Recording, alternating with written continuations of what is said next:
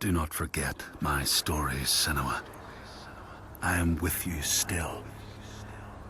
Out of hell you have come, and now find yourself in Midgard, the world of men. Do not think it any less dangerous for that. Your path has taken you far from home, across the boundless sea, and you must go on to the heart of this place, to the heart of man. You have seen how the Northmen journey out to conquer, and this is one of their lands, as icy dark as Niflheim, yet as fiery as Muspel. It has not long been claimed, and they try still to tame it.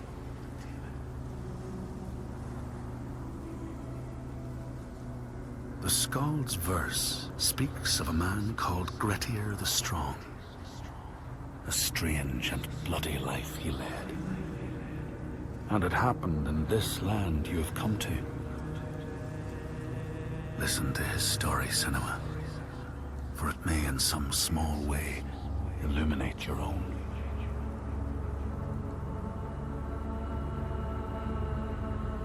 The Skalds say that in Grettir's time, a nearby farm was plagued by hauntings. A shepherd called Glamour was killed by some evil force, found dead in the snow, bloated and black. His body could not be taken to burial, because he was held fast to the ground. So it was left. 3 days after his death, the body was missing.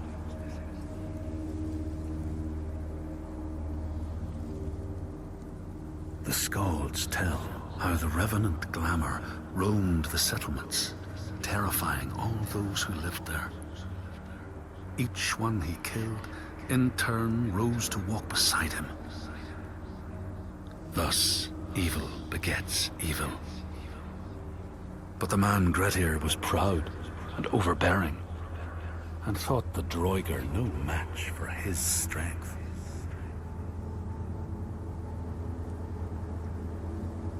The Skalds say that Grettir fought and killed the Droiger Glamour, but not before Glamour had cursed him.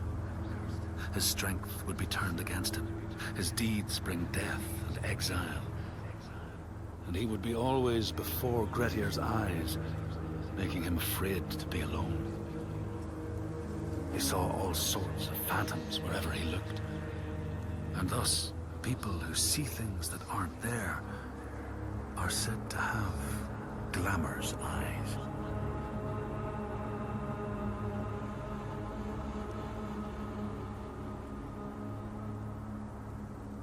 The Skalds tell how in the time of Grettir's kinsman Thorgrim, there was a terrible famine. No crops could be grown, and the fish fled the nets. It lasted years, and the people were desperate. There was no respite even in spring, since terrible gales from the north would rise up and set in for weeks. This is a cold and unforgiving land, Senua.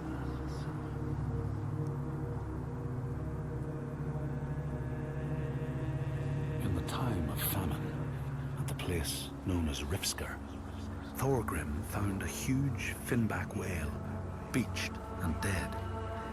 His neighbor, Thorfinn, had already found it and was in the process of flensing it.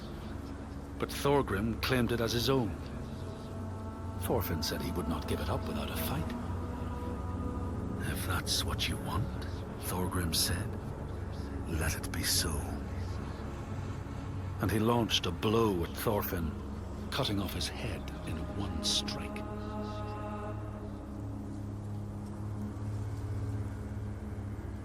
The Skalds say that the neighbors fought, armed only with the knives and axes they had brought to cut up the whale, even picking out the whale ribs to beat down their enemies. Thorgrim's men had loaded their boats with whale meat, but as they went to leave, one of their opponents struck Thorgrim's brother a fatal blow. And this is how hunger fates desperate men to come to blows, striking out against one another to survive.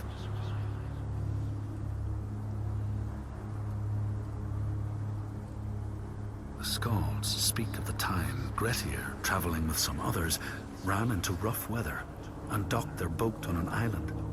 They had not brought fire with them, and the merchants complained bitterly. Seeing a great fire blazing on the other side of the strait, Grettir said he would swim over to fetch it. He took off his clothes and struck out across the water, wearing nothing but a cloak.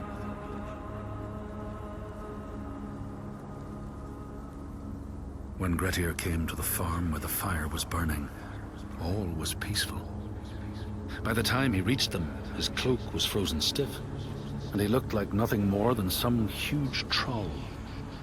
The frightened farmhands struck out at him with the first things to hand, the burning logs from the fire.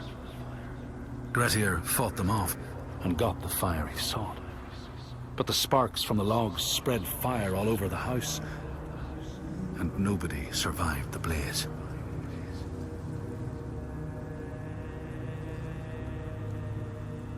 The Scalds say that Grettir swam back across the strait, keeping the fire safe from the water.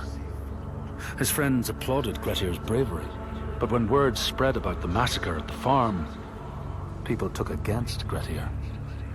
Nobody wanted anything to do with him, and when the news reached the Althing in the summer, Grettir was pronounced an outlaw.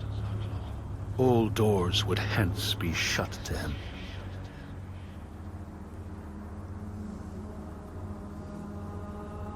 The Scalds speak of how Grettir, now an outlaw, took rest on the island of Haramsoi with a man called Audun.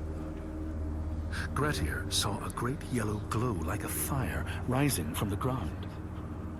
Audun told him it was coming from the burial mound of Kar the Old, who ever since he died had haunted the island, and warned him to stay away.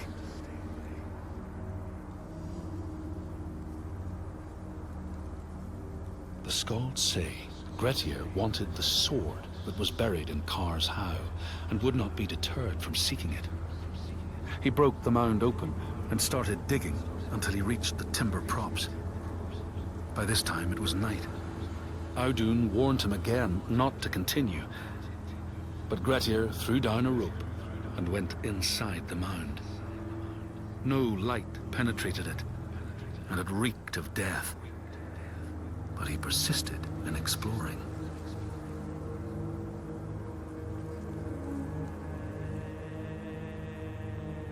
Grettir found the sword he was seeking, Kar's loom, buried in the grave mound.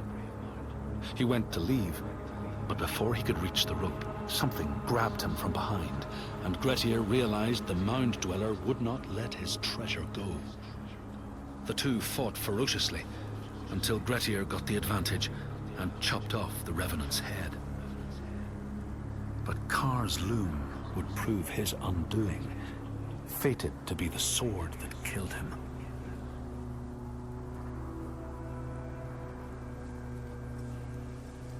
The Scald's verse tells how Grettir made many enemies with his proud and overbearing nature. Always quick to anger, his strength and fighting prowess meant that even the most trivial of quarrels met a fatal end. The kinsmen of those he killed or maimed were angry, and because he was an outlaw, no one was allowed to help him.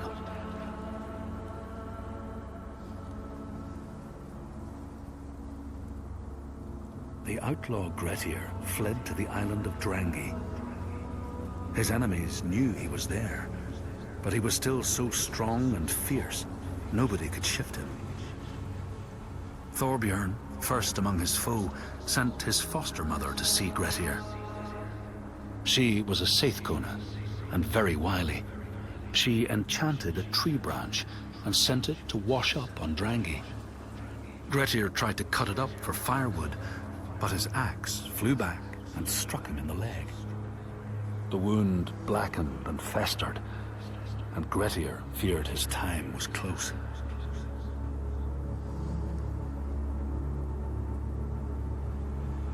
The Scalds say Grettir, wounded by Seithr, was now so weak it was possible for his enemies to defeat him.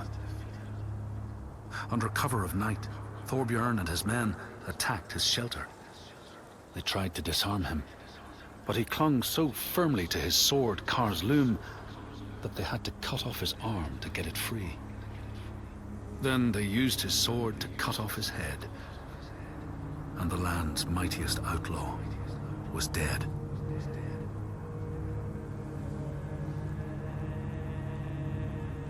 As the Droigar glamour had predicted, all Grettir's brave and fine deeds brought him misery. So fate makes prisoners of us all. But it was Grettir's nature that made him fight the Droigar, and Grettir's nature that led to blood feud and exile. So what is truly our prison, Senua? Is our path ordained, and we powerless to change it? Or do we blame uncertain powers for what we ourselves ordain?